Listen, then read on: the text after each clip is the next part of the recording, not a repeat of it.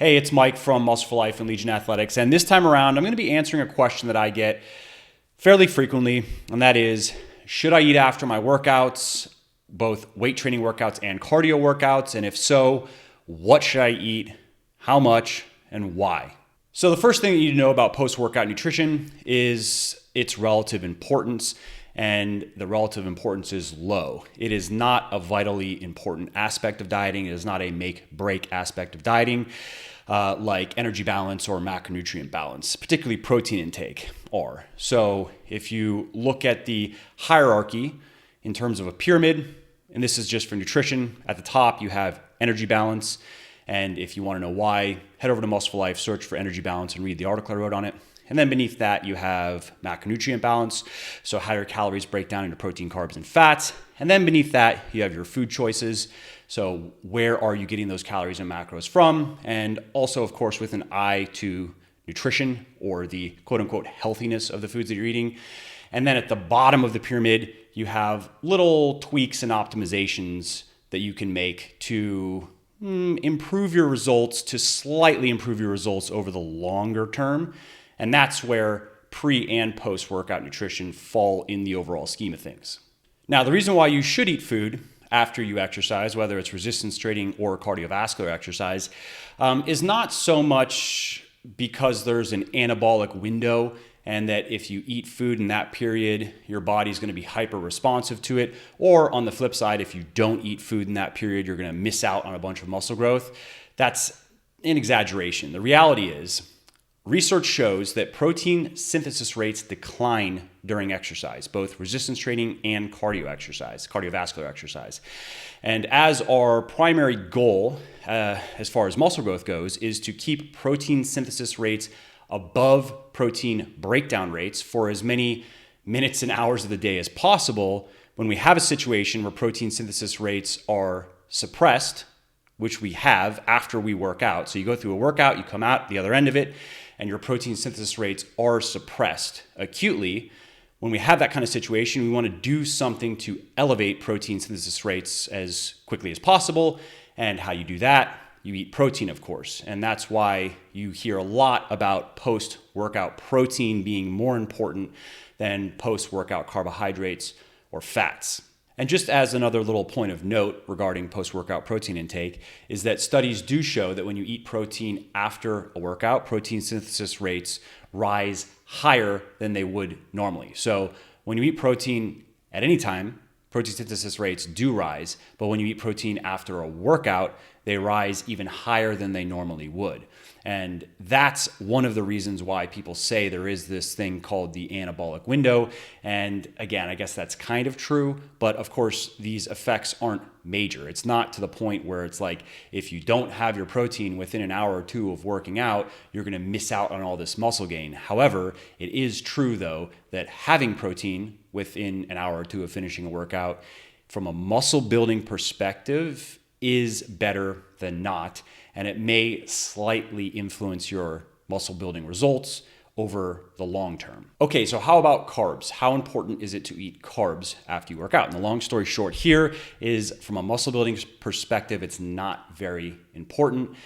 Some people say that you should be eating a bunch of carbs after you work out because then it's going to spike insulin levels, and they'll say that insulin is an anabolic hormone. Therefore, the more insulin in your body, especially in this anabolic window, this post-workout anabolic window, so the more insulin is in your body during that period, the better. However, insulin is not an anabolic hormone. It is an anti-catabolic hormone. Those are different things. And while it is true that you do need your insulin levels to be elevated to a certain degree for your body's muscle building machinery to work, at least to work as efficiently as possible, you can achieve that level of insulin in your blood with protein alone. Adding a bunch of carbs does raise insulin levels further, but that does not influence the muscle building that occurs as a result of eating that meal. And what about glycogen, you might be wondering? And if you're not sure what glycogen is, it is simply a form of carbohydrate that is stored primarily in your muscles and liver. And while it's true that eating a bunch of carbs after you work out will help your body replenish its glycogen stores, This only really matters from a performance perspective if you're going to be exercising again in the same day. If not, if let's say you're training once a day, and as long as you're eating enough carbs on the whole, you don't have to worry about this. So let's say, again, you train once a day, whether you eat a bunch of carbs after you work out or you eat a bunch of carbs throughout the day, from a muscle glycogen perspective, you're not going to notice any difference in the gym. All right, so that leaves us with dietary fat. Should you be eating dietary fat after you work out? And the short answer here is sure, if you want to. It's not going to help you. It's not going to harm you. It will slow down the digestion and absorption of the food that you eat, but that is not going to get in the way of anything. For example, studies show that adding dietary fat to a meal does not slow down glycogen replenishment. And there's one study that suggested that whole fat milk may be more anabolic than non-fat milk. So all this means is don't worry about it. If you want to have some fat in your post-workout meal, do it. If you don't, don't. All right, so how about amounts? How much protein should you be eating after you work out? And if you're going to eat carbs, how much should you be eating? Well, what I do is, and what I recommend is 20 to 40 grams of a high quality protein after you work out. And we'll get to timing in a second. Of course, I've mentioned a couple times within 1 to 2 hours, but there's a little bit more information that you should have on that. But anyways, so 20 to 40 grams of a high quality protein. I personally go at the higher end of that because some research suggests that 40 grams of a high quality protein may be better for muscle building purposes after you work out than 20. Now, in terms of carbs, it's kind of up to you, but if you are going to be eating a high carb diet, which you should be if you want to be maximizing muscle and strength gains, and that would be the subject for another video, then you'll probably find that you like eating a lot of carbs after you work out. You'll get a nice rush, a nice pump. It feels good. So if that's the case, and what I do personally is I eat about 1 gram of carbohydrate. What I recommend is about 1 gram of carbohydrate per kilogram of body weight in your post-workout meal. You can go a little bit below that. So I could say maybe like 0.8 to 1 gram per kilogram. So for me, I eat about 80 to 90 grams of carbs in my post-workout meal is my normal, with the 40 grams of protein. And fats, again, is totally up to you. It really kind of depends what I'm eating. If I'm getting my protein from powder, which is what I normally do in my post-workout meals, that's my whey protein. It's very low in fat. And in terms of carbs, it's usually fruit, and sometimes it'll be like an English muffin, and sometimes put a little butter on it. So regardless, what we're looking at is a low fat meal. No more than, I would say, 15 grams of fat in that meal. Again, that's just me.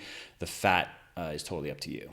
Now, in terms of timing, we can just keep it simple and say, have your post-workout meal within 1 to 2 hours of working out. That's just a good rule of thumb.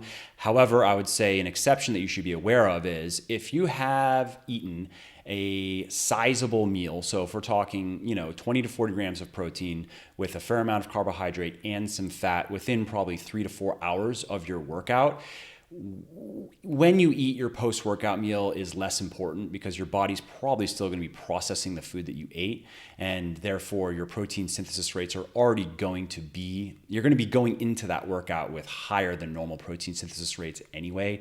So it's not that you shouldn't have a post-workout meal if you've eaten within the last, let's say, 3 to 4 hours of training, but it is less important. It is more important, or let's say it achieves its maximum importance, which again isn't all that high, but it achieves its maximum importance when you haven't eaten in, let's say it's been 5 or 6 hours since you've eaten before you work out.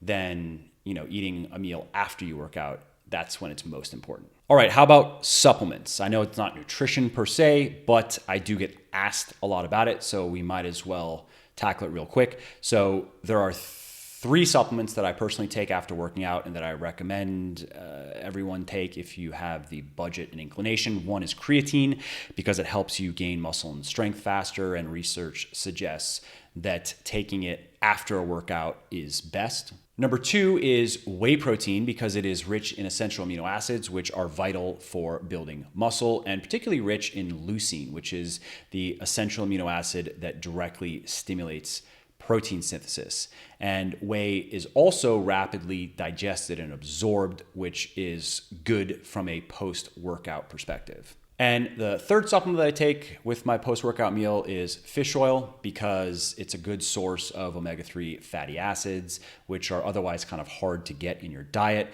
and which confer many health benefits, and which if you are deficient in, can cause many problems in the body. And research also shows that when it's combined with food and with protein in particular, it further elevates protein synthesis rates. So in a sense, it gives a little boost to your post-workout meal. All right, well, that's it for this video. I hope you found it helpful. If you did, please give it a like. Please drop a comment down below and hit the red subscribe button and the bell so you are notified when my next video goes live. Thanks, and I will see you in the next one.